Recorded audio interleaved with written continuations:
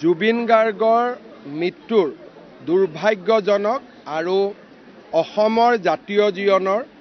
আটাইতকৈ কৰুণ আৰু বেদনা ভৰা যিটো খবৰ তাক এছাম লোকে ৰাজনৈতিক হাতিয়াৰলৈ ৰূপান্তৰ কৰাৰ বাবে প্ৰচেষ্টা কৰিছে আৰু এই লোকচামে জীৱনকালত বহু লোকে জুবিনৰ এটা গানো শুনা নাছিল বা জুবিন গাৰ্গৰ বিষয়ে তেওঁলোকৰ জ্ঞানো অত্যন্ত সীমিত মৃত্যুৰ পিছত তেওঁলোকে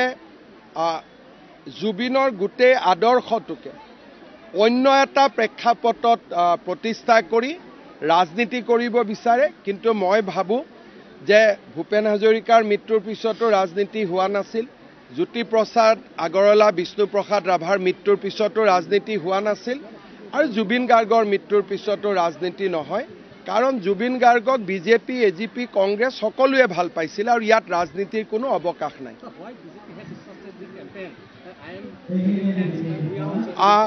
কিয় যিবিলাক জুবিনৰ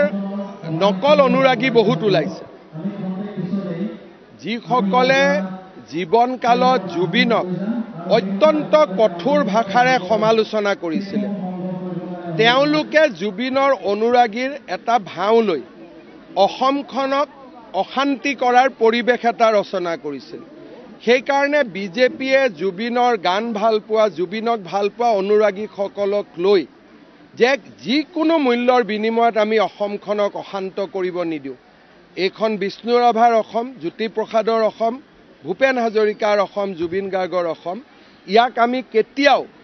অশান্ত কৰিব নিদিওঁ এই শ্লোগানেৰে আজিৰ পৰা ৰাজপথত নামিছে আমাৰ উদ্দেশ্য হৈছে যে নকল অনুৰাগীসকলৰ বিৰুদ্ধে প্ৰকৃত অনুৰাগীসকলক সংগঠিত কৰা আৰু জুবিনৰ অসমখনক প্ৰাণৱন্ত জীৱন্ত কৰি ৰখা যাতে জুবিনৰ অসমখন আন্দোলনেৰে তমসাময় হৈ নপৰে ৰাজনীতিৰ এখন বৈধভূমি হৈ নপৰে